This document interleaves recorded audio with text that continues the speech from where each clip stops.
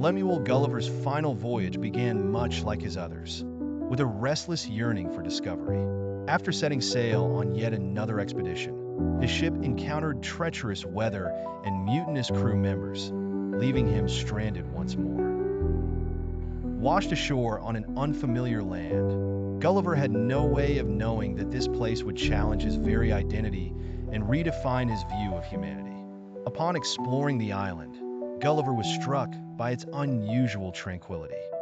The landscape was lush and serene, and everything seemed untouched by the chaos and noise of human civilization. However, his peace was shattered when he encountered the Yahoos for the first time. The Yahoos were horrifying creatures, humanoid in shape but beastly in behavior. Their skin was leathery and filthy, covered in sores and matted hair. They moved with a savage, animalistic gait, growling and howling as they foraged and fought over scraps of food. Gulliver observed them from a distance, repulsed and uneasy, though he couldn't help but notice an unsettling resemblance to humans. Their faces, though brutish and distorted, bore a disturbing familiarity. For the first time in his travels, Gulliver felt not curiosity, but dread. Gulliver's terror was soon replaced by awe when he met the Houyhnhnms. These were no ordinary horses. They were intelligent, articulate, and profoundly rational beings. They walked with a grace and dignity that seemed almost divine, their sleek coats shining in the sunlight. To Gulliver's astonishment, the Houyhnhnms spoke in a language of perfect clarity and logic, and they quickly recognized that Gulliver, despite his resemblance to a Yahoo, was something different. They decided to take him under their protection. The Houyhnhnms lived in a society that seemed like a utopia to Gulliver. They valued reason above all else, and their lives were guided by logic, virtue, and harmony. Unlike humans or Yahoos, they had no concept of lies, greed, or conflict. Their society was devoid of material possessions, and they lived communally, sharing resources and working together for the greater good. Disputes were almost non-existent, as every decision was made through careful reasoning and mutual understanding. Gulliver marveled at their way of life. He saw no signs of crime, deceit, or corruption, qualities that had plagued every human society he had encountered. The Houyhnhnms had no need for lawyers or politicians, as their rational nature allowed them to resolve issues without manipulation or greed. Gulliver felt as though he had found the pinnacle of civilization, a world free from the flaws that he had come to despise in his own kind. While Gulliver grew increasingly enamored with the Houyhnhnms, he could not ignore the stark contrast presented by the Yahoos.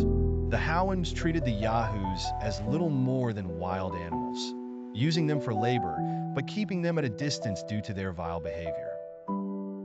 The Yahoos embodied everything base and disgusting. They were selfish, violent, and insatiably greedy. They hoarded shiny objects without purpose, fought savagely over resources, and defiled everything around them. As Gulliver observed the Yahoos, he began to reflect on the similarities between their behavior and that of humans. The Yahoos' unbridled lust for possessions and power reminded him of the wars, corruption, and cruelty he had witnessed in Europe. Their physical filth mirrored the moral decay he had come to associate with humanity. Gulliver couldn't help but feel a growing contempt for his own species, realizing that the Yahoos were not merely a grotesque parody of humanity, but an exaggerated reflection of its worst qualities. Over time, Gulliver immersed himself in the culture of the Houyhnhnms, adopting their values and embracing their rational way of life. He admired their calm demeanor, their commitment to truth, and their ability to live without the petty concerns that plague humans. Gulliver began to see himself as a Houyhnhnm in spirit, aspiring to shed the flaws of his own nature and align himself with their ideals. However, the Houyhnhnms, for all their nobility, could not ignore Gulliver's physical resemblance to the Yahoos. Despite his intelligence and rationality, they regarded him as an anomaly, a Yahoo with the capacity for reason, a being that was neither fully human nor fully Houyhnhnm. This unsettled them. While they acknowledged his differences from the Yahoos, they viewed his presence as a potential danger to their harmonious society. Gulliver, unaware of their growing concerns, continued to idealize the Houyhnhnms and denounce humanity.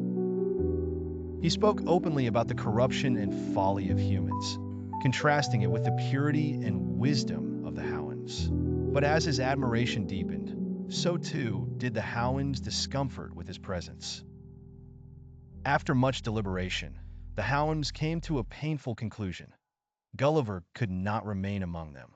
Though he was rational and well-meaning, his very existence posed a threat to their way of life. They feared that his presence might corrupt their society or disrupt the delicate balance they had maintained for generations. They saw him as a contradiction, a Yahoo striving to be a Houyhnhnm, and they believed it was better for him to leave. When Gulliver learned of their decision, he was heartbroken. He had come to see the Houyhnhnms as his true kindred, the beings he was meant to live among. The thought of returning to the world of humans, with all its greed and deception, filled him with despair.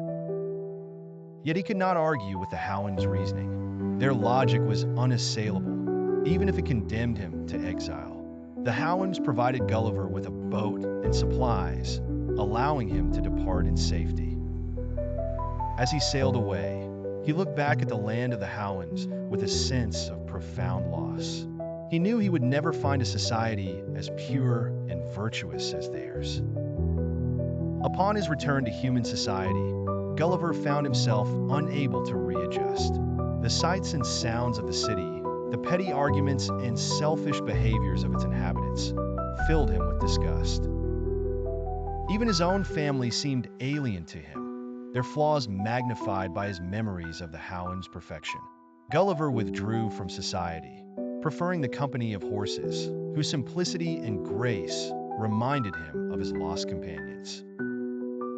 Gulliver's time among the Houyhnhnms had left an indelible mark on his soul. He had seen the best and worst of existence, the nobility of reason and the depravity of instinct, and he could no longer reconcile himself with the complexities of human nature. Yet his journey also raised questions that lingered in his mind. Could humanity ever rise above its basest instincts? Were the Houyhnhnms' ideals truly attainable, or were they a utopian dream? Gulliver's encounter with the Houyhnhnms and the Yahoos was a stark reminder of the duality of human nature. The Yahoos represented humanity's darkest impulses, while the Houyhnhnms embodied the potential for reason and virtue. Gulliver's journey forced him to confront both sides of this spectrum, challenging him to grapple with the imperfections of his own species. In the end, Gulliver's experiences in the land of the Houyhnhnms were both a blessing and a curse.